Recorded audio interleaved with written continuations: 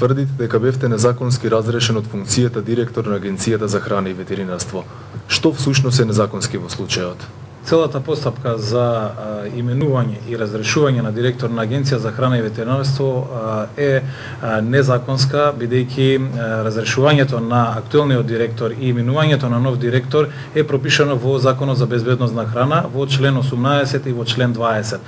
Согласно член 18 се пропишани условите за назначување на директор, каде што се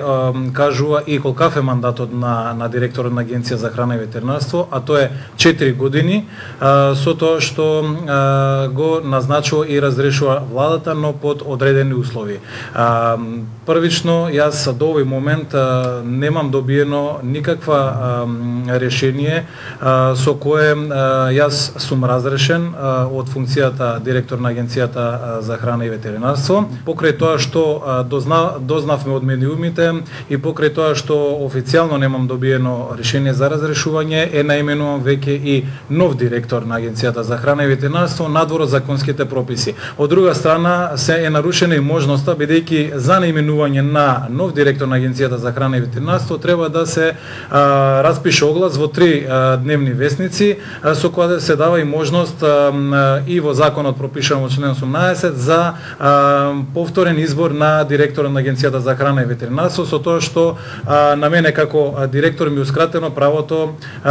да го исполнам мојот мандат, но и да конкурирам повторно за истото место, а исто така и на сите оние кои би сакале да се кандидираат како директори за Агенцијата за храна и ветеринарство, има ускратено истото право, бидејќи истите не можеле да конкурираат на јавен оглас, кој според законот член 18 требале да им се овозможи тоа право. Дали е постигнат успех во проширувањето и извозот на земјоделските и прехранбените производи? Како агенција работевме доста напорно за да ги отвориме сите пазари,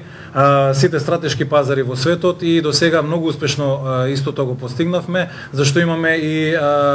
голем напредок во размената со сите стратешки партнери, пред се со Европската унија, каде што го отворивме пазарите за сите производи, осем останува за свинското месо, кое во 2018 година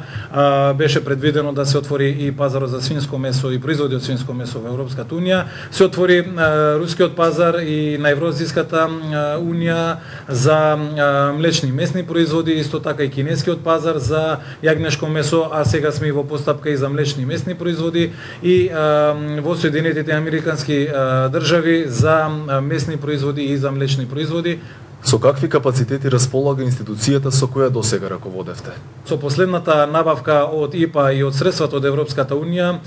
беа набавени и беше возможено да се зајакнат институционалните капацитети на Агенцијата за храна и ветеринарство на едно многу високо ниво,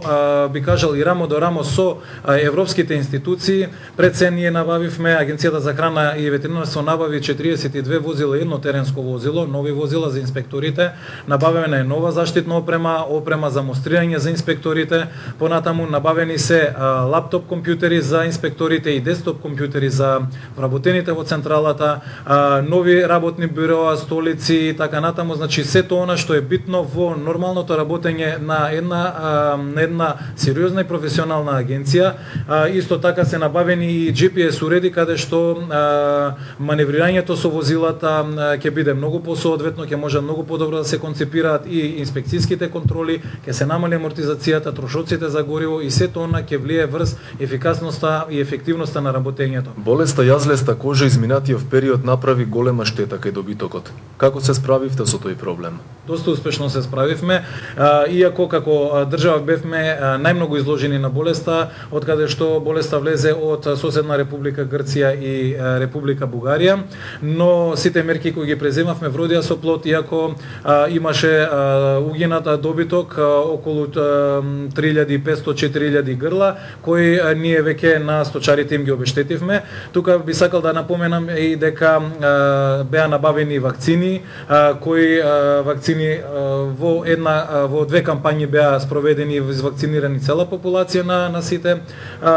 животни во Република Македонија од видот говеда, но и сега ги очекуваме со новата јавна набавка и другите вакцини за ревакцинација. Додека сме кај болеста јазлеста кожа, постои ли можност можност и опасност таа повторно да се појави? Кај оние животни кај кои што вакцината не можела да го постигне максималниот ефект, може да се појават симптоми на болеста, но тоа се до сега имаше два случаи каде што поствакцинално оваа година се појавија симптоми на болеста јазлеста кожа, што не треба да ги загрижува сточарите ниту јавноста, бидејќи вирусот е присутен и во регионот е присутен. Господине Поповски, ви благодарам за разговорот. Ви благодарам и на вас.